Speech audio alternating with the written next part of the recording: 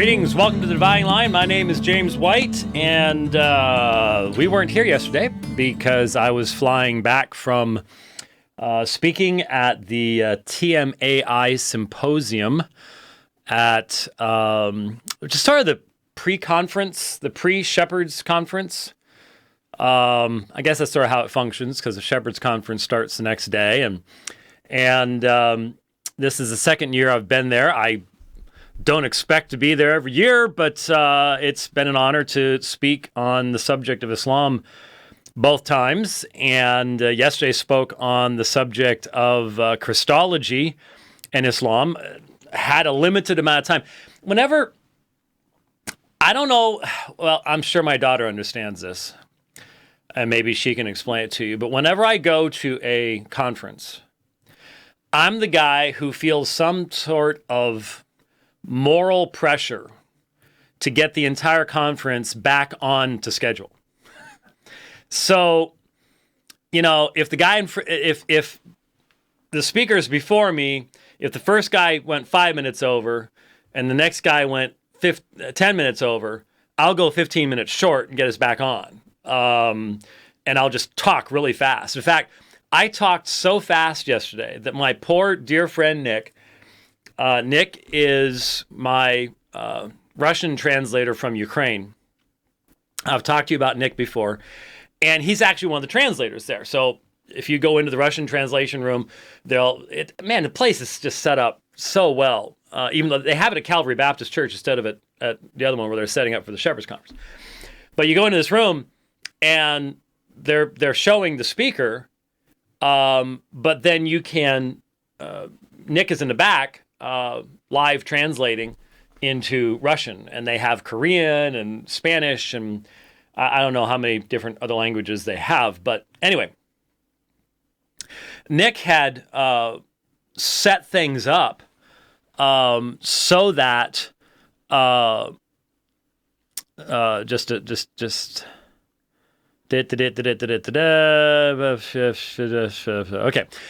Nick had set things up so that he'd be able to be in my session, get to listen to my talk. He had somebody else doing the translation. I was talking so fast in my presentation, they had to come get him and have him come back to do the translation because he was the only one that could keep up with me. And of course, he can keep up with me because, like, I was narrating a few hadith toward the end, and he's heard me narrate these hadith so many times before that I was going so quick, he just summarized. It's because he knew what the hadith was anyway. So when I teach in Kiev, he's my translator. So he's translated me for classes on church history, textual criticism, the Trinity. We're doing the Trinity again in early June, late May, early June. And looking forward to that. So anyway, I spoke on the Muslim view of Christ and, again, attempted to encourage my fellow believers to reach out to their Muslim friends in love and not in fear. That's sort of become a theme when I have such opportunities as these. So Paul Washer was there. I got to speak briefly with him. Pray for Brother Paul. He's having physical issues, and the simple fact of the matter is he needs to take about 6 months off. And he's got a young little girl. He's my age, but we just call him Paul Abraham Washer, and he needs to take care of himself. And I'm not sure that he's convinced that he needs to do that, but I am. So pray for him, and if you get a chance to talk to him, encourage him to take care of the one temple that God has given to him. Anyway, saw him, and Emilio Ramos was there. Emilio and Nick and I went out and had dinner. That was a lot of fun, and it was just a good time was had by all. And I was just telling folks I've just gotten word that there's a planned AHA thing at Shepherds Conference, and I just sort of chuckled and said they won't get a foot onto that campus because even at the pre-conference there were more earwigs and bulging belt lines, if you know what I mean, than at an FBI conference. So it's like, that ain't gonna go very far. They'll they can stand out on the street all they want, but there's generally a little bit of a distance between that street and anybody that they'd want to be talking to, I guess. But they have a lot of security there at the Shepherds Conference, and so we hope that security does not have to be utilized in any particular fashion, other than you're not going here. You go over there. So I understand that today is Zero Discrimination Day. Zero Discrimination Day. Yeah. What do they have against the number zero? That's very unkind to the number zero. I pointed out on Twitter yesterday that the abuse of the word discrimination in our society is really self-defeating and irrational. That the term comes from the Latin discriminare, which means to make distinctions between things. And that this is an activity that human beings must engage in every single day, every single moment.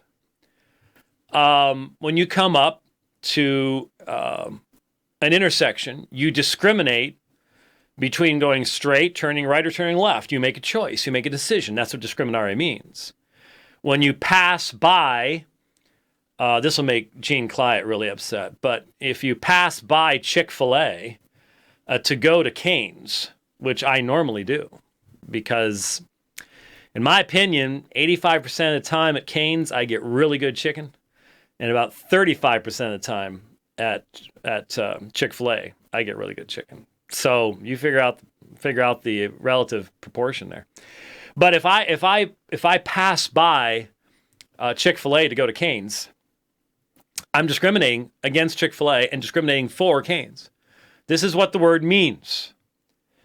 And obviously what's happening today is an attempt to turn the word basically into its opposite, non-choice. It's the same thing as attacking the term tolerance and turning it into a word that means only one thing, and that is the acceptance of leftist, communist, radical ideas.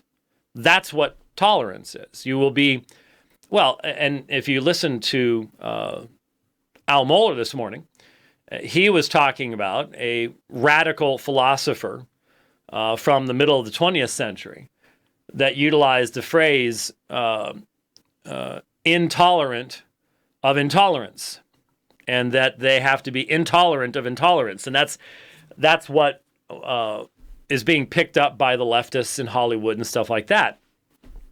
Well, these words are being used in a way where their meaning is being stripped from them and replaced with something else. It just really bummed me out that I had a bunch of people on Twitter that instead of hearing what I was saying and recognizing what I was saying and recognizing the abuse of the language that's inherent, there are a lot of people who's like, "Oh, I don't think that's all a big." I just had a guy just a few moments ago, a guy named John. Is this a justification for discrimination based on race or nationality? And then somebody else said, well, Carson says you're wrong because that's like how words change over centuries in the New Testament. And I was just like, I really sometimes think that Twitter might be best just being turned off. I really do. And then somebody got really mad at me about that. Oh, if this is how you treat people, I'm going to unfollow you, and you're not Christ-like. And I was like, so for those who struggle to understand satire for maybe many of the millennials in the audience. Zero Discrimination Day would be a wonderful thing if what we were talking about was unrighteous bias and prejudice based upon irrational grounds. So if you discriminate against someone, if you refuse to be kind to someone because of their religion, because of their race, there you go. That would be an appropriate use. But you need to understand what's going on today. Now, zero discrimination means that if you do floral arrangements for weddings, that you need to do those for the profaning of weddings. Oh, there's no such thing as profaning of weddings, you see, because all weddings are the same. See, there's an entire worldview comes rushing through the misuse of language. And especially the millennial generation just goes, well, yeah, I don't want to be intolerant. So you will be intolerant of religious liberty. You'll be intolerant of objective morality. You'll be intolerant of anyone who says this lifestyle and these choices destroy human beings. They destroy life. Oh, but you need to be tolerant of that? We're seeing it so much every day that a lot of it doesn't even make the news anymore. It's being buried because there's so much of it. The story about this poor, confused girl in Texas who is involved in wrestling and is being abused. That's what it is. I know what the term is. I know what the term is. The term is transitioning. That is a lie. It's a lie. I don't care what anybody says. The term is a lie. There is no such thing as transitioning.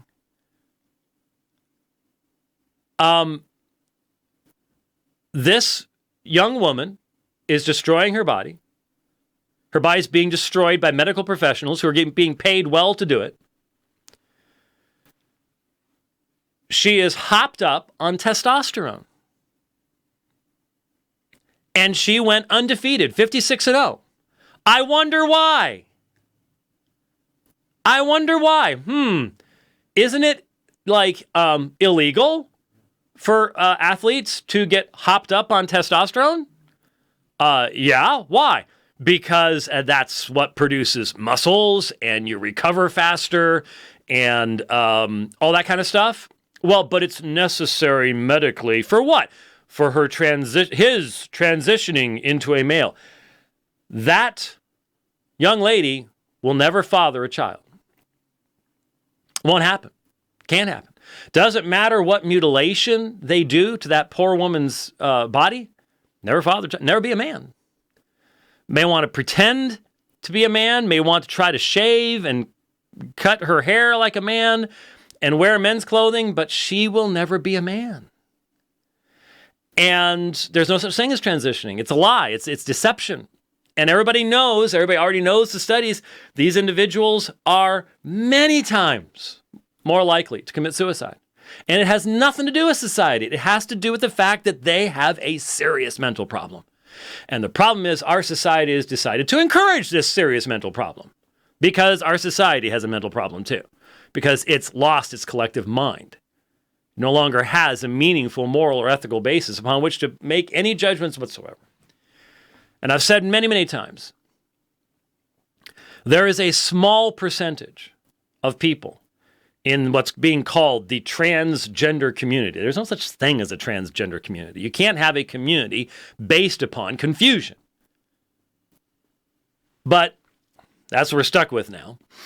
There's a small percentage of these people that are actually confused about their gender. The vast majority of studies show that if you just simply ride it out, that getting through puberty actually cures a lot of things. It really does, including confusion along those lines as well. But now in our days, when you've got people actually planning to mutilate 6 and 7-year-old boys and girls as if they have a clue what's going on, and you know that confusion's come from their parents. You know it's been brought about by some external forces. Small percentage. The vast majority of this transgender community is nothing more than rebellion. It's nothing more than I refuse to be what God has made me to be. I refuse to live within the confines of what my own conscience tells me I should and need be, and I'm going to rebel against that. That's all there is to it.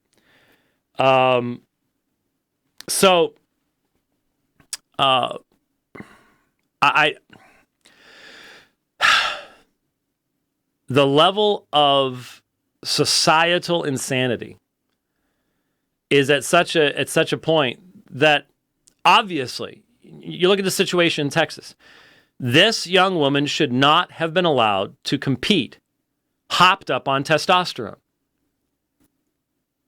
When did we lose our minds and think it's more important to allow that young lady to beat 56 other young ladies because she has an unfair advantage and call that fair?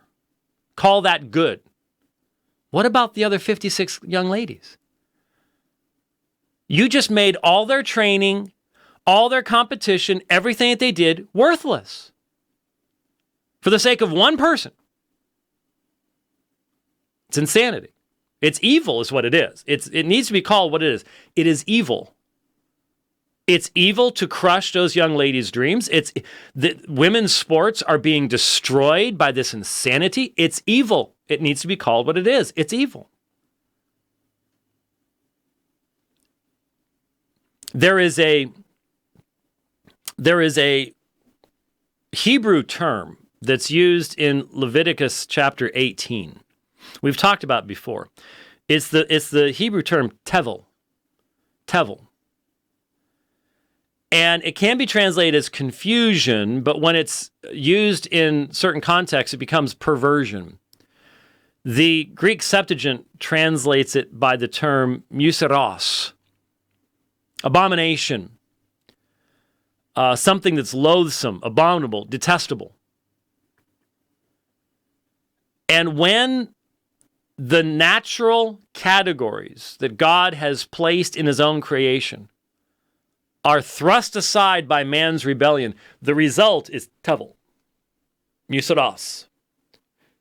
Confusion of categories that becomes something that is detestable in God's sight and should be detestable in man's sight. This is what we're facing in our society today. You may have seen the article that was published by Michael Brown a few days ago with the picture, once again, of Bruce Jenner, where he said, this is a man wearing a dress. And he is exactly right. Now, he filled the article with, I am not mocking, I am not, but we have to say what the facts are here. Now, the other side doesn't care if you say you're not mocking or anything else.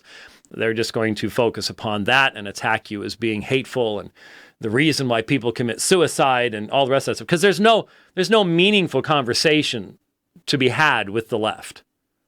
You can't do it. It's just not there any longer. In fact, I'll be honest with you. You look at the divide in Western culture today. I don't know how this divide can be healed outside of just the coming judgment, which brings everybody to their knees, because there's no conversation going on. There is no conversation going on any longer. There's no reasoning. When language itself becomes a malleable thing, when you can ignore the fact that everybody discriminates, that we have to discriminate. You have to discriminate. And in a land of liberty, you actually have to allow people to discriminate in a way that may be offensive to you. That's the only way you can continue to have liberty. Once you place into the authority of the government the ability to start judging your motivations in your mind and saying, oh, that motivation, no, they can't see hearts. That's what's so dangerous about these hate crimes laws. They require people to look into hearts. You can't do it. Only God can do that. Leave that to God. Put the law out there, base it upon God's revelation. This is right, this is wrong. Don't do this to your neighbor. But there is nothing anywhere that says, and by the way, you have a right to never be offended. Where did that come from? That has to be challenged. Has to be challenged continuously. And we have to be the ones doing the challenging. Because, folks, nothing is more offensive than the gospel of Jesus Christ. Did you see the article? Oh, yeah, it's over here. Over in the UK, I'm just wondering, I'm supposed to be doing 2 debates over in the UK. I just really wonder if we're even going to be able to do it. 2 street preachers have been convicted of public order offenses after a public prosecutor claimed the quoting parts of the King James Bible in the context of modern British society, quote, must be considered to be abusive and is a criminal matter, end quote. Michael Overd and Michael Stockwell were convicted the 28th February at Bristol Magistrates Court. It's a very low court. This will probably, Lord willing, be overturned fairly quickly, but it'll be very costly. And I'm sure there's probably a GoFundMe or something somewhere where you can help these gentlemen with their costs.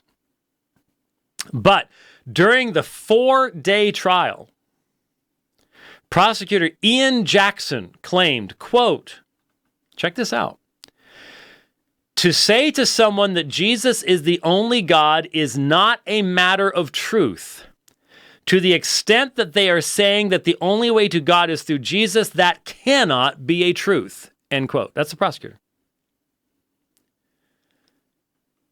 The men were found guilty under Section 31 of the Crime and Disorder Act of 1998 for using, quote, threatening or abusive words or behavior or disorderly behavior within the hearing or sight of a person likely to be caused harassment, alarm, or distress thereby, and the offense was religiously aggravated. Michael Phillips, who represented the street preachers, said this prosecution is nothing more than a modern-day heresy trial dressed up under the Public Order Act. Mr. Stockwell had quoted a Bible verse in which Jesus said, I am the way, the truth, and the life, and that he is the only way to heaven. He also entered into debate with a Muslim gentleman in which both individuals stated opposition to the other's religious beliefs. Now, what's fascinating to me, I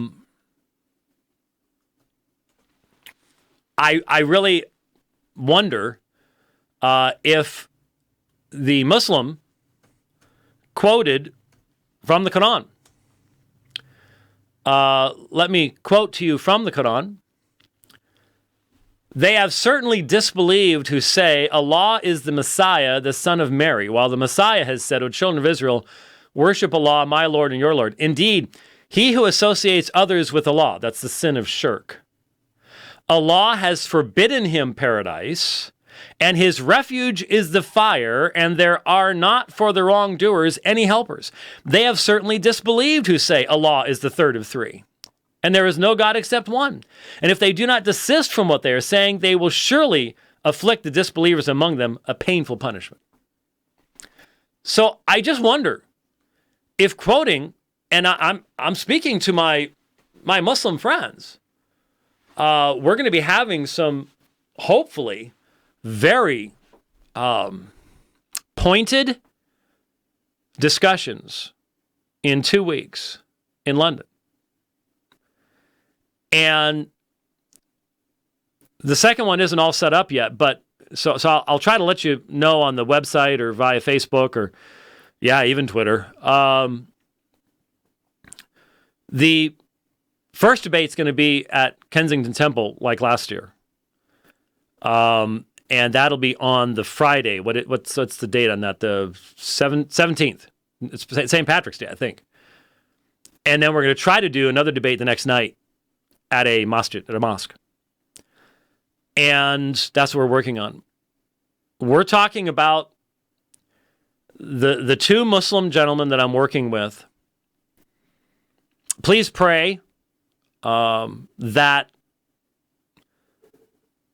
there is such a desire on both of our parts in each situation. So amongst the three of us, it's going to take a lot of work from both sides to make this work and to do it right. But the subjects that we're addressing, it would be well worth it to put out that kind of effort, really. So pray that we will even have the freedom to do these things. And I'm saying to my Muslim friends in the UK, I hope you recognize, and because see, look, I say this to people on our side. When I see Christians saying, well, we should try to join in limiting Muslim religious freedom. And look, you see what's going on in the Southern Baptist Convention right now? Big division over that. Big division over that. Shouldn't we try to limit what Muslims can do in the United States, especially building mosques and stuff? Folks, hello, earth to people, earth to fellow believers. Okay, if you're a post-millennialist and you're thinking that we're actually making progress to the point where the United States is, getting to that point where there's so much commitment to the Lordship of Christ that we can start bringing a theocracy in or something, I don't see the evidence of this. I'm sorry. Did you watch the Oscars? Church attendance, really sound churches, really, that doesn't seem like that's what's happening. But I suppose if you are, then you can go, yes, we need to limit this because we're bringing in the theocracy and we need to have pure worship in the post-millennial kingdom here. But I look at the government and yes, even post-Trump, and I see a tremendous amount of anti-Christian bias and bigotry. And when you support the diminishment of religious freedom for Muslims, you need to understand that those laws can probably be interpreted, especially by the judiciary we have today, as limiting your freedoms too. So if you want to hand that kind of authority to the United States government or to the British government or to whatever other Western secularizing government you want, I'm just trying to warn you, it's probably going to end up coming back to bite you. It's going to be used against you. And so if these men can be convicted for quoting John's statement in chapter 14 about Jesus being the way, the truth, and life, then can't you be convicted for quoting from Surah 5, 72 and following? I mean, yours is specifically about us. There's nothing in the Bible about you because obviously Islam comes at a later point in time. So every one of you who knows your Quran knows what it says about those who say three.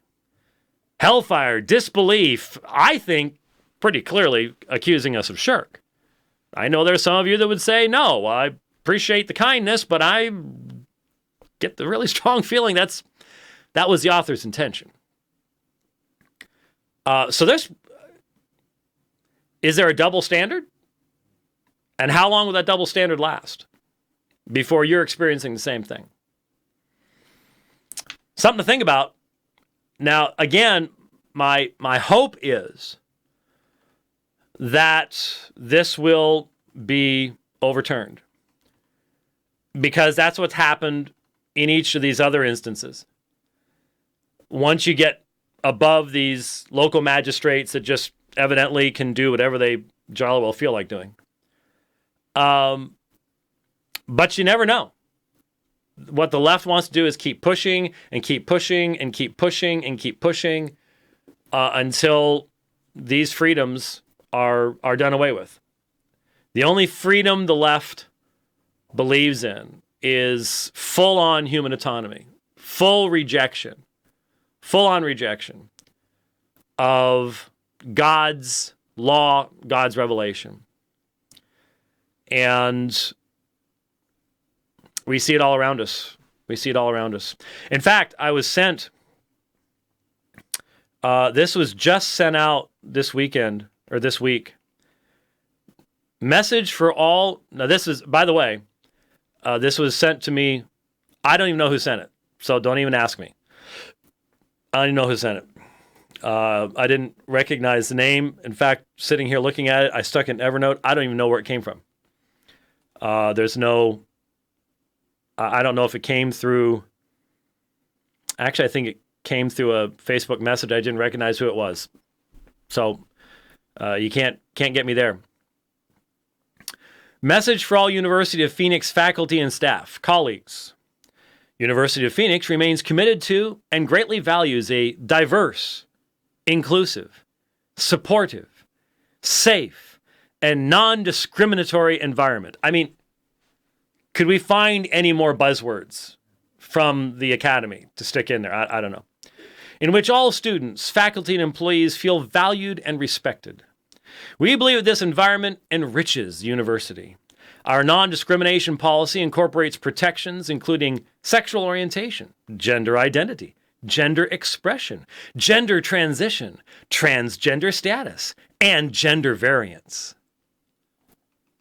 As part of the university community, you have a right, check this out, to be treated according to the gender you identify with, to be called by the name and pronouns consistent with your gender identity, not to be bullied or harassed because of your transgender or gender non-conforming identity, to equal opportunities regardless of your gender, including gender identity or expression, to use restrooms and other facilities that are consistent with your gender identity, and to privacy concerning your transgender identity and gender transition. Now, just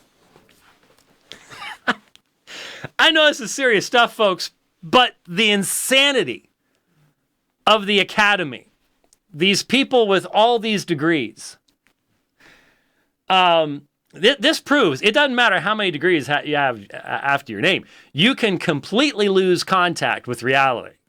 It doesn't take long. Let me reread the second and the last of these. Okay? Let's just think about this for just a moment. To be called by the name and pronouns consistent with your gender identity. And the last, to privacy concerning your transgender identity and gender transition. Okay, how does that work? Can you explain that to me? How do you have privacy and yet, well, I've never understood, and I never will understand, and I will never do it. I'm sorry. I don't know what it may end up costing me someday. I'm never going to do it. But could you explain to me, please, how any of us can be expected to remember? I mean, I'll be honest with you. I'm not really good with names of living people. I'm pretty good with names of dead people. I don't know why that is, but you know, there are times that people introduce themselves, and the name just doesn't stick. There are certain people, it doesn't matter how many times. I've just got a bad sector in the hard drive, and for some people, the name, I don't care. There'll always be that guy. I don't even know why it is. But how on earth are we to be expected to remember what pronouns to use in addressing someone? That's part of speech. What you're saying is the rest of us now, because of someone else's fantasies, sexual fantasies, we have to somehow learn a new language. Because I don't know about you, but pronouns for me just sort of flow. It's just, I've told the story before when I got the first copy, the first galleys of this book, I started reading them, and all of a sudden I ran across the pronoun she. And then a little bit later, her. And I'm circling them, and I'm going, because it immediately stopped me, because I'm looking in the context for a woman, something feminine, and what had happened, and this was, 2004? This was 13 years ago, at a Christian publishing house. They were randomizing pronouns. And I circled every single stinking one of them and said, not in my book, you're not. And they changed them all back. I don't know if they do that today. We'll find out, I suppose. But it was absolutely completely confusing and distracting to me. Because there's a certain way to speak the English language. And they decided that they're going to change it.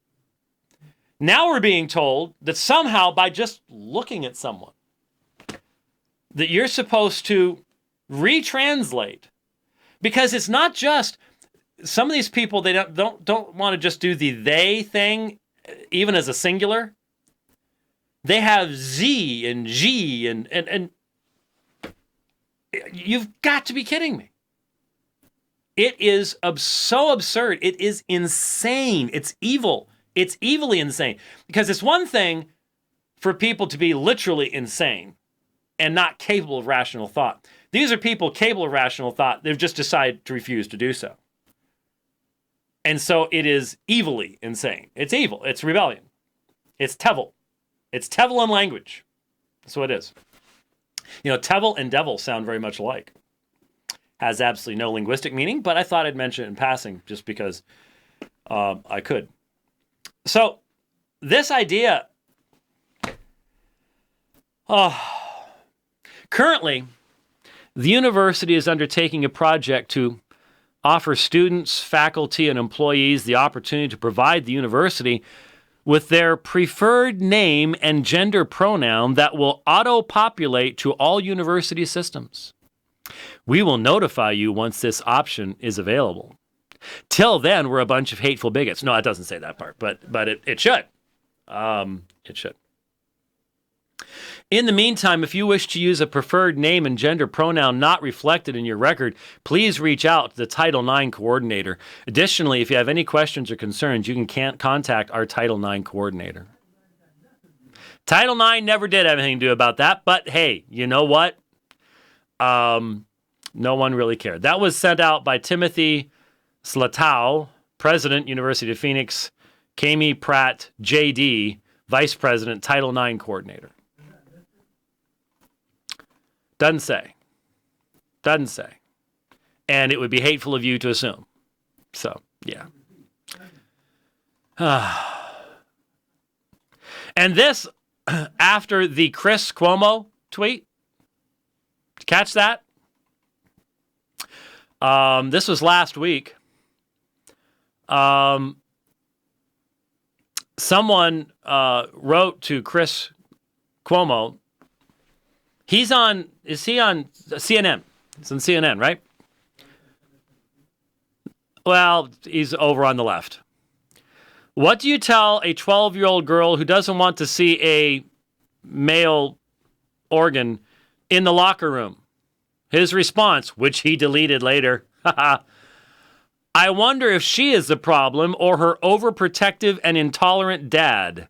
Teach tolerance. Okay. We have now gotten to the point of utter and complete moral anarchy and insanity. And I consider Christopher C. Cuomo's statement evil. It's just simply evil. No question about it. If you want to protect your 12-year-old girl from seeing full frontal nudity in her locker room, then you are an overprotective and intolerant parent.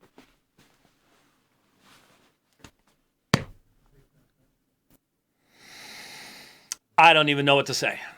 There was a day when people like that would have been run out of town on a rail, and appropriately so. That day is long past. That day is long past. Absolutely amazing. Absolutely amazing. I don't even know what to say. Don't even know what to say. Shocking.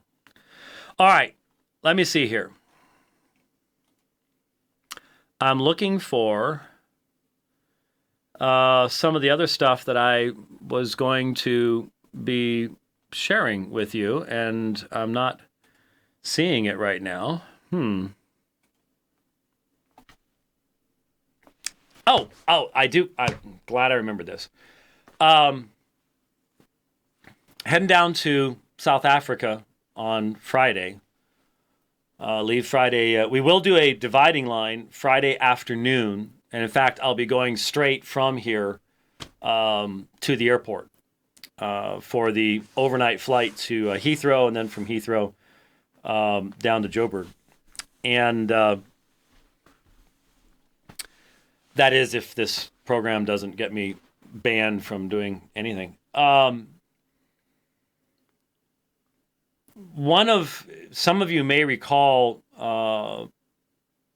long ago, I'd say it was at least 4 years ago now, that I did a debate at the University of Johannesburg with a Muslim gentleman by the name of Yusuf Bux, B-U-X. And Rudolf Bushoff moderated it. It was fairly short. Yusuf converted to Islam after an encounter with Ahmed Deedat, and so he utilizes Deedat's presentation, and as most of you know, Deedat's presentations cannot withstand any type of scholarly scrutiny. I mean, they're just very poor. And so the debate was sort of one-sided, but Yusuf was always a very nice gentleman. He gave me a really nice polo shirt that night. Well, Yusuf is in a coma in South Africa. He has contracted some kind of an infection that I guess has attacked his pancreas or something. He's in very, very bad shape. And obviously, this raises the question of how do you pray for someone in a different faith community that stands against Christian truth? And I believe that the natural response is we don't want to see someone like that pass from this world without coming to know Jesus Christ, their Lord and Savior. And that has not yet happened in the sense of him doing that. And so we want to have further opportunities of showing Christ's love to him and further opportunities for God to work in his life. And so obviously, we want to pray for Yusuf and pray that those opportunities will be given, that he will not pass away, and that opportunities will exist for further gospel witness in this life. And so if you're a person that keeps a list of people, Yusuf Bux is, I checked just before the program, and there had been no update as to his current status. But we certainly want to beseech the Lord to raise him up and to have mercy upon him, and to, by the power of the gospel, reveal who Jesus Christ truly is to him. And so we certainly pray that that would be the case, and so we would ask you to engage in that prayer with us to see Yusuf healed of this affliction. So we want to definitely do that, and certainly pray for his family. I know he has children and young children, so it's a difficult situation. Certainly pray for the ministry down there. We have, as I said, as soon as I get there, we're going pretty much straight out to Potchefstroom, where I'll be teaching as part of an apologetics class there. Really looking forward to that. And then over the weekend, we'll be at Tim Cantrell's church there in Joburg. And I won't be the only person speaking, thankfully. But we're going to finally get to see their new building. They've been renting a place every year that I've been there. And, we were hearing about the building, and my understanding is we'll be in it this time. You can tell I've been going down there for a few years when you can finally get the building done. And we tried to arrange a debate with the Roman Catholic representative, but evidently YouTube is a enemy of being able to do things like that. And we were not able to find anyone that would actually do a formal debate with me on a Roman Catholic topic, though they did promise to send some representatives to ask questions. So I'll be on the hot seat without me being able to cross-examine anyone. So there you go. Are we to the point of being able to talk about other debates yet? Don't look at me like that. It's signed and done? Oh, okay. What's the date on that? The 21st. So a little over, not quite 2 months from now, on the 21st of April, in the vast, sprawling metropolis of Rapid City, Iowa. In fact, it was funny. What? Yeah. It's in Rapid City. I think it's in Iowa. That's last time I knew it was there. Anyway, ran into a guy at the airport for some reason. We were both coming down the escalator at the same time, and he was wearing flip-flops, and I just found that odd because it was like raining outside or something, and lo and behold, he was from Rapid City. So, South Dakota? Okay. Rapid City, South Dakota. That actually sounds better, doesn't it? Anyways, it's up there near that area. Everybody's saying South Dakota now in channel, and they'll be saying that for years. I started hearing about this. In fact, now I think about it, this morning I watched most of a debate that took place, wow, I didn't even look at the dates, sometime in the 1980s. It was a long time ago. Between Carl Keating. Now, I just sort of assumed, I mentioned Carl's name in channel, and some of our regulars were like, who? Yeah. It's been a long time. We are so old. And the young guys are like, who's that? Who's Carl Keating? Carl Keating is the founder of Catholic Answers. And, wrote Catholicism and Fundamentalism.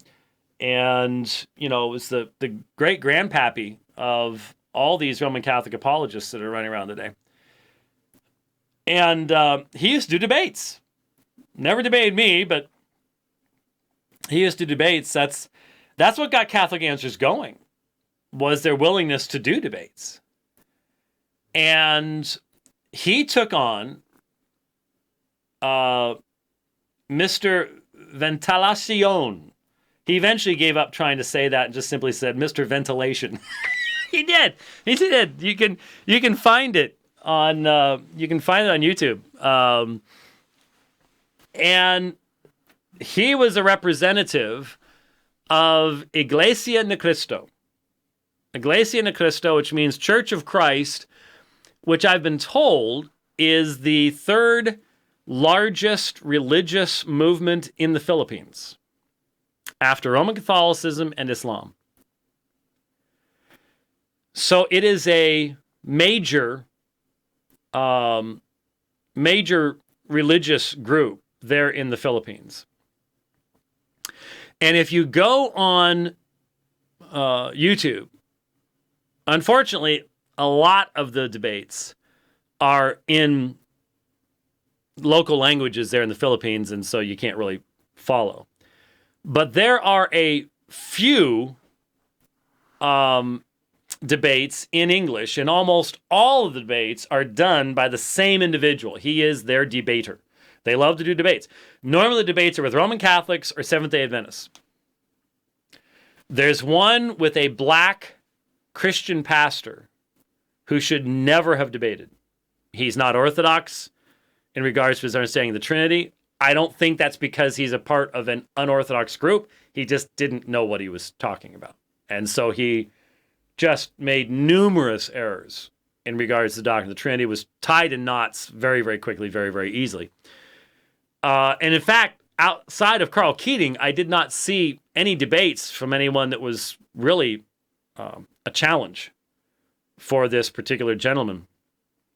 Well, I was contacted a couple months ago by some folks up in that area that basically said that Iglesia ni Christo has come in and bought a town, little town. You know, I'm not sure how many acres, but just bought a little town. And they are having a negative impact on Christian ministry, especially amongst the Native Americans in the reservations in the area. And they said, would you be willing to come up and defend the Trinity and the deity of Christ against Iglesia ni Christo? And like I said, I think the first time I ever heard of this group was the Carl Keating debate, was in the context of Catholic Answers. And then over the years, I've heard, you know, a little thing here, a little thing there. It's sort of like how, you know, the same type of thing you get when people are always contacting me and saying, you're going to deal with the black Hebrew Israelites and, you know, this type of stuff. And, you know, you sort of hear about this stuff out there, but it's always like, you know, it's cult of the day. There are so many that no one could ever keep up with all of them. And if you tried to, you'd end up being so surface level on everything that it wouldn't be any good for anybody. So we started looking into it, and I'm like, man, I've got a really busy year, but I could sort of fit something in around such and such a time. And they said yes. And so on Friday night, April 21st, I don't have the location, somewhere in Rapid City, South Dakota, or in Rapid City, Iowa, or Rapid City, North Dakota, or Rapid City, Florida, somewhere in a place called Rapid City. What's that? Yeah, South Dakota.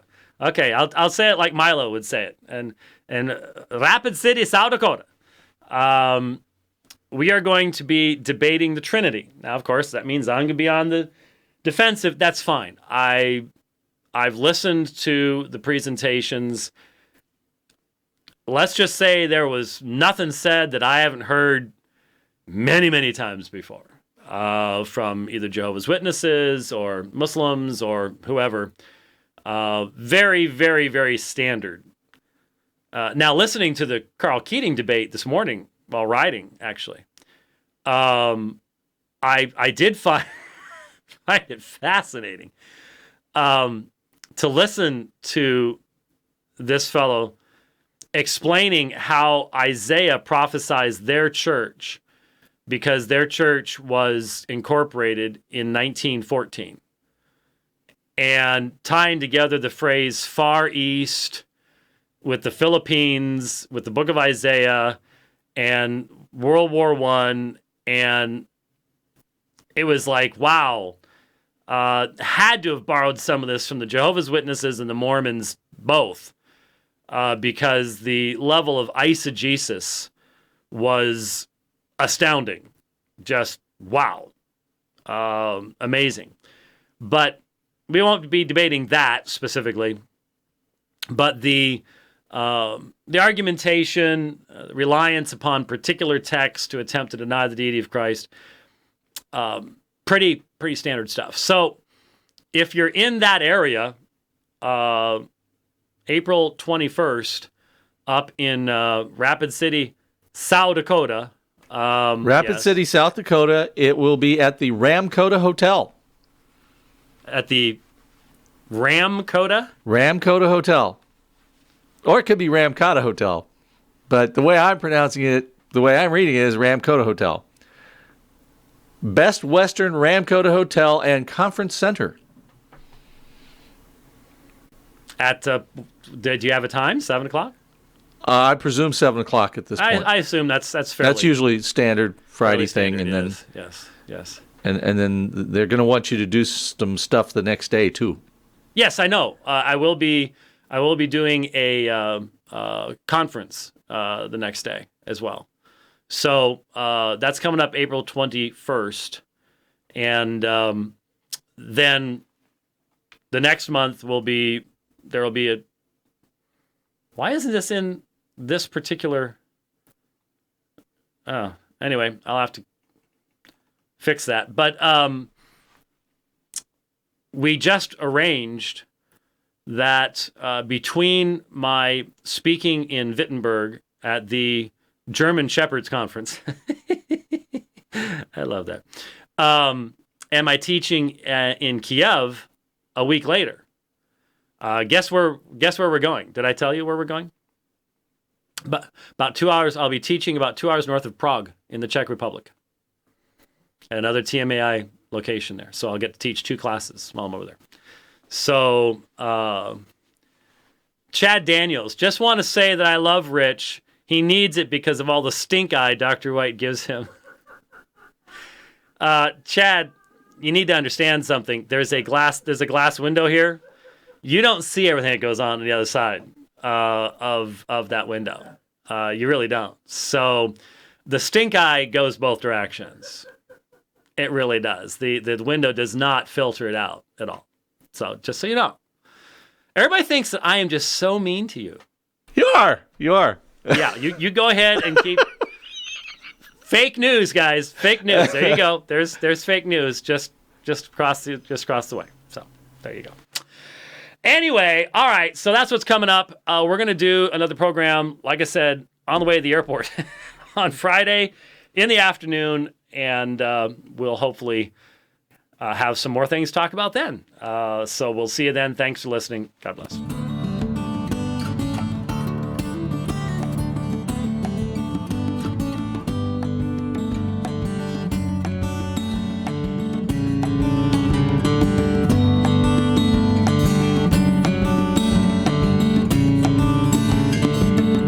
It's going to be at 6, not 7, 6 o'clock. The debate at 6.